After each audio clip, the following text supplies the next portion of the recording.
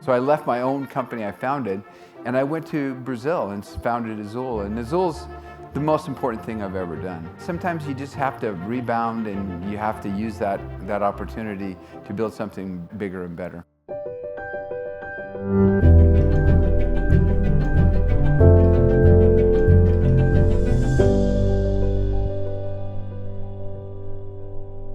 Good morning, everyone. I'm Catherine Kalimas. I co-head our aviation technology effort and run our transportation business in EMEA. And as someone who's spent the last 14 years focused on the commercial aviation sector, it's really an honor to be sharing the stage with David. So thanks so much for joining us. And thanks to you and Eva for being longtime BNI veterans. As a bit of background, I think most people in the room know David's exceptional story. But for everyone to have a refresher, David is the founder, CEO, and chairman of Breeze Airways. David is a serial entrepreneur by definition and a pioneer in the aviation industry. He's founded 5 airlines, including in the US, Breeze, JetBlue, and Morris Air, which was later sold to Southwest, Canada's WestJet, as well as Brazil's Azul. And David was in fact born in Brazil, where his father was a journalist, and later moved to Utah, where he grew up. And his career really began in 1984 when he co-founded the low-cost carrier Morris Air. We can all thank David, and I know I'm thankful for this, for the industry's first electronic ticketing system and countless other disruptions and innovation in the past 4 decades. And most recently with Breeze, where he's bringing nonstop service to underserved markets. So thank you for joining us, David. Great to be here, as always.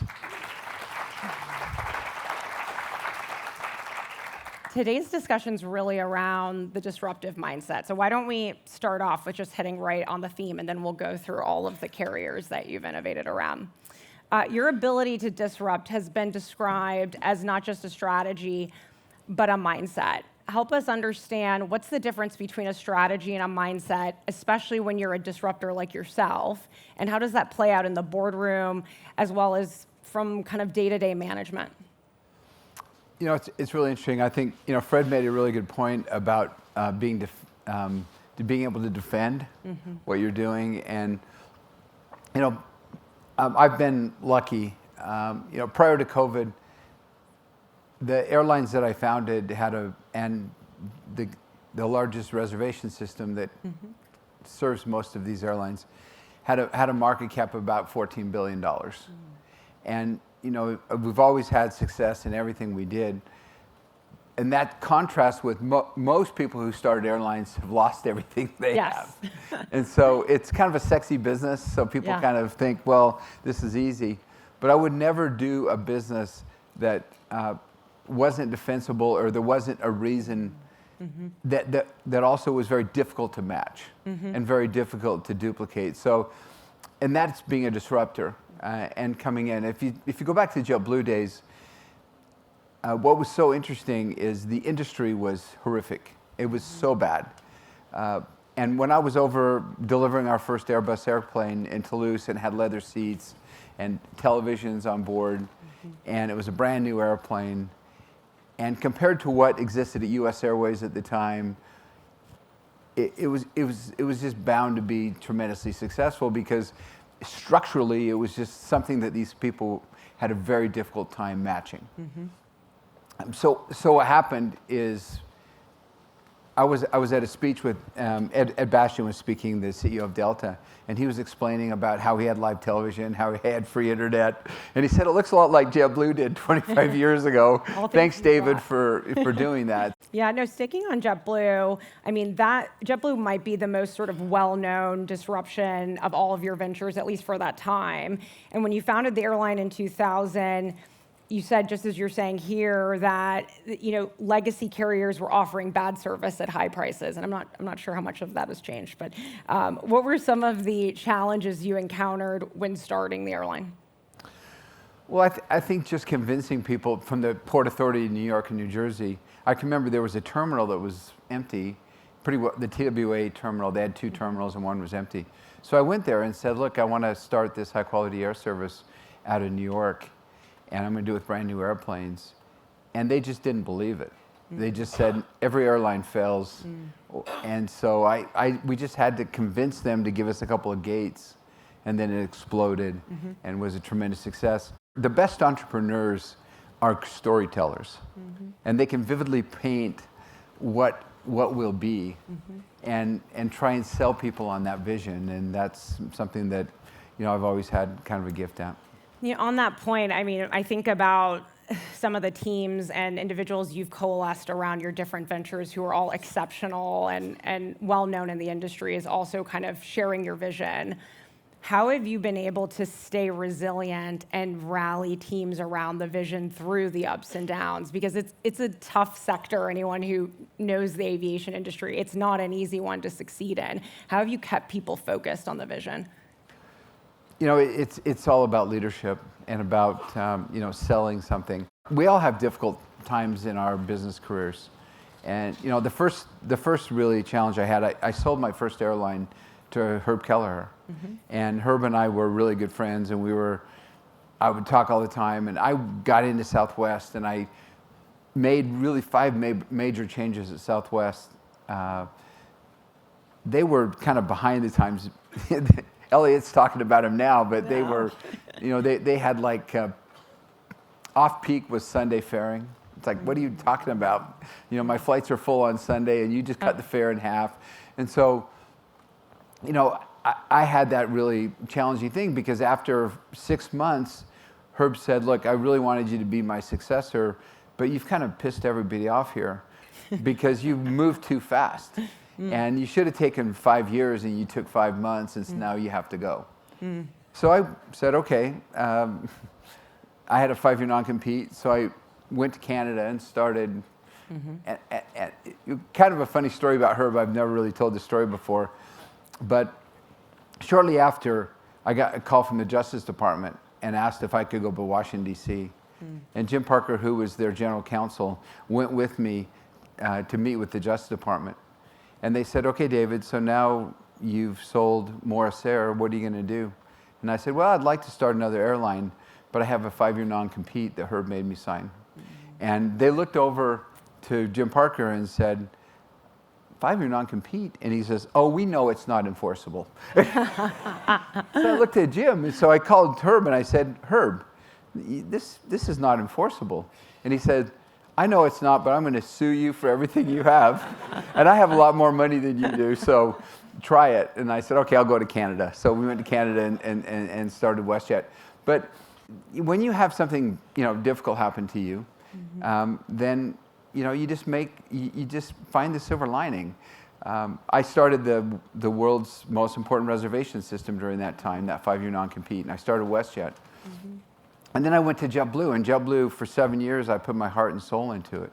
And then the board decided, you'd be a better chairman. And that lasted for about 6 months, and I said, no way, I'm out of here. So I left my own company I founded, and I went to Brazil and founded Azul. And Azul's the most important thing I've ever done. And so I think sometimes, the question about how do you rally people, I took a bunch of JetBlue people with me to Brazil. And sometimes you just have to rebound, and you have to use that opportunity to build something bigger and better. And believe all things are happening for a reason. I mean, on the point of Azul, and you just mentioned it as being sort of your greatest achievement. What about Azul you've built some exceptional companies. Is it because it was in Brazil? Tell us a little bit about that experience and what it means to you today, given your continued involvement. So my father just passed away a couple weeks ago, and he was a great inspiration to me. But he was a young boy living in Salt Lake City and decided that he wanted to serve a mission for our church. And you don't get to pick where you go, so he got called to Brazil. So as a 19-year-old boy, he went off to Brazil and stayed for 2.5 years. And when he came home, and my mom was there waiting for him, like, come on, it's been long enough, he said, I want to go back to Brazil.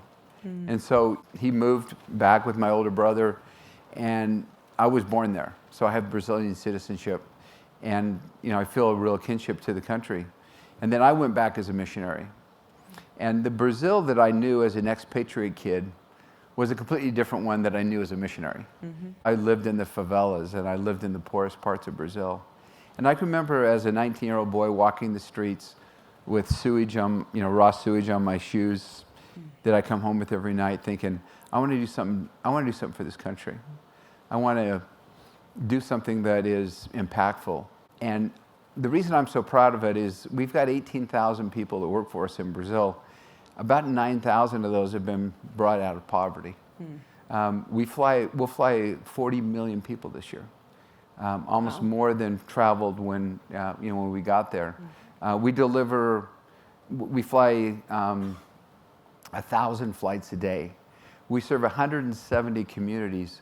The nearest competitor serves 50, and we serve 170. So we're not only we brought people out of poverty, but we're taking life-saving medicines and vaccines and organ transplants, and you just with these 1,000 flights a day. We do a lot of work with FedEx in Brazil. We deliver a lot of their packages. Before we got there, if you ordered something online, it'd take you 2 weeks to get it. Wow. And now we deliver almost 200,000 packages a day in 48 hours or less once you order it online. So it's been a tremendous thing for the Hugely country. impactful to the country. And I mean, those that kind of know Brazil and from an aviation perspective just know that there's not a lot of great infrastructure. And so aviation is just critical to connecting people and cargo. And Azul's been a big part of opening that up.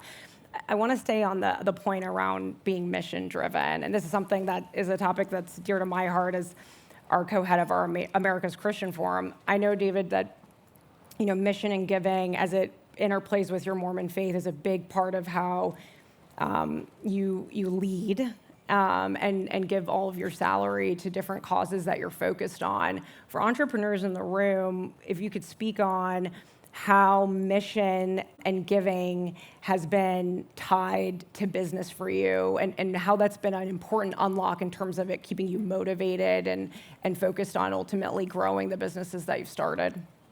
It's really cool when you can do good by doing good. And you can marry those two things, and you can create great companies that change people's lives. People always ask, why do you keep doing this? Why did you start Breeze? Sometimes I ask myself that question, but during COVID. But I just think doing well and doing good are just so critically important. I was out at JFK one day and talking to one of our gate agents at JetBlue, and she told me the story that her partner, her soon-to-be husband but wasn't, and they were in their 50s. They were going to close on a house, and they were going to use his 401k money to do it. And because they weren't legally married, they had it worked out. And he came to drop her off at the curb at JFK, and he died of a heart attack right there at the curb. And she was homeless. She had nowhere to go. And so I said, well, how much do you need to close on this house? And she was like $15,000 or something. So I gave her the money. And then I started the JCCF, the JetBlue Catastrophic Fund. And I said to all of our people, I will donate my whole salary if you match it.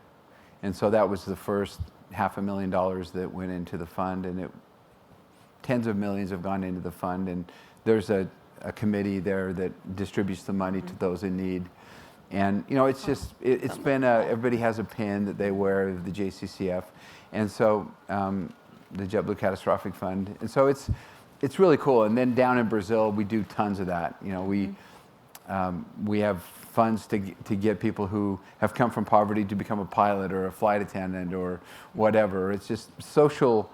The social part of it and changing people's lives is just the thing that brings me really the most satisfaction. Yeah, that's unbelievable. I think on the point of Breeze, and we have to talk about the new venture. Yes, of course.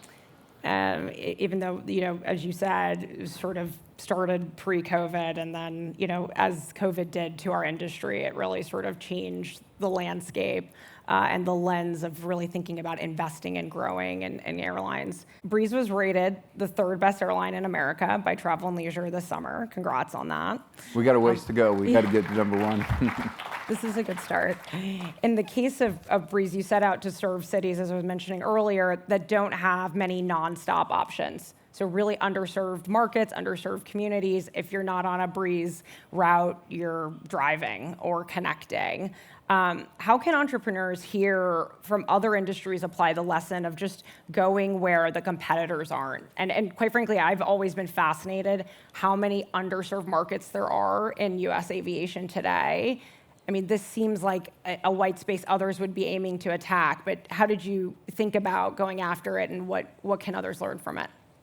So, I'd been off in Brazil for a number of years and commuted down there, and I thought about doing something in the US, but as I mentioned, the US market had changed so much.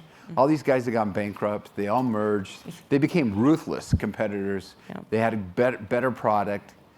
And so I was thinking about it, and one day I was in Arizona, and I was talking to a guy who lived in Appleton, Wisconsin.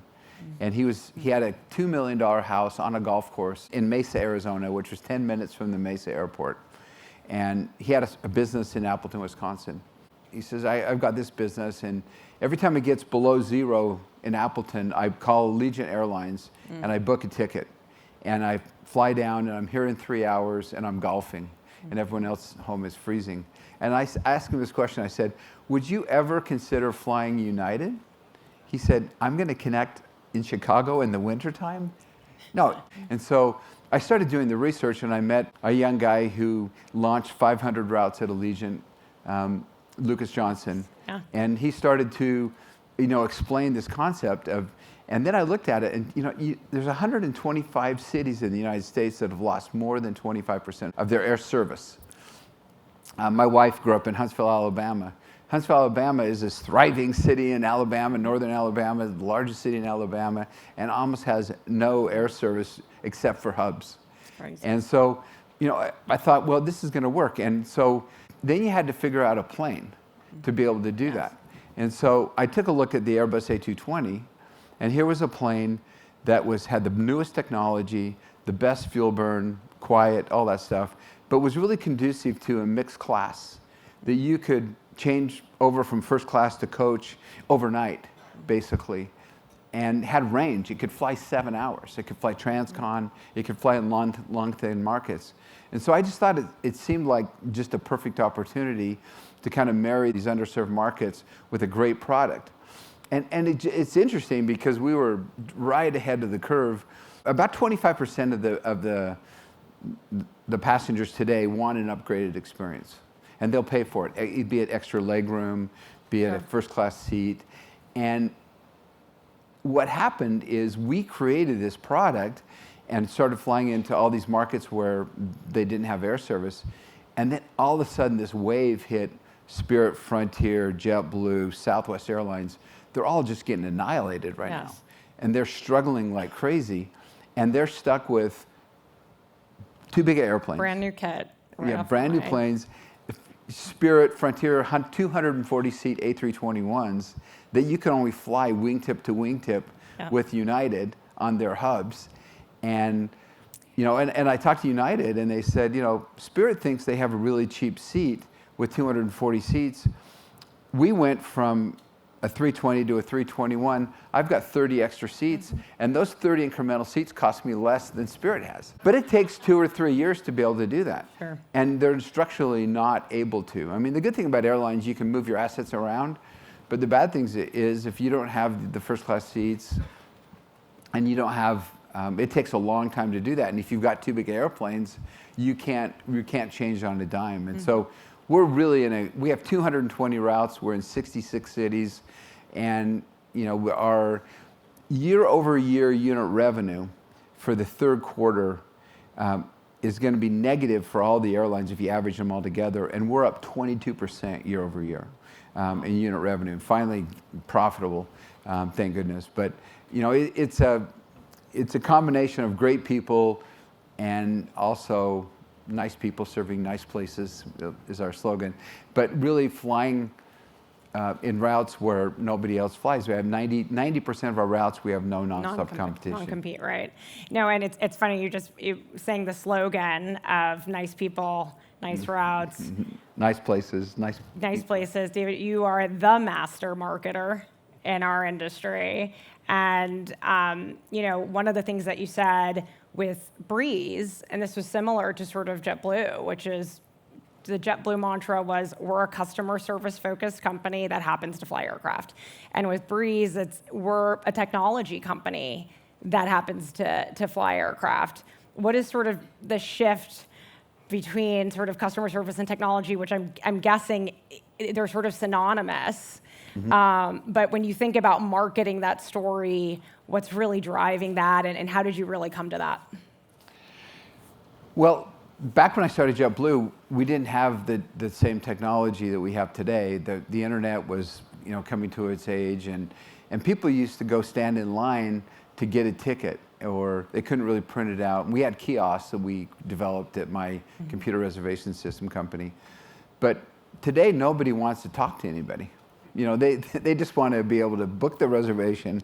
They want to be able to check themselves in. They want to be able to drop their bag. They want to be able to scan themselves on the airplane. And they don't really want to talk to a single soul if they can help it. And so it's a monumental task because, Scott Kirby at United said they spend billions on technology. I have a team of 30 to 35 people that developed all of our apps, all of our technology. And so when you start from scratch, you can do it for a fraction of the cost.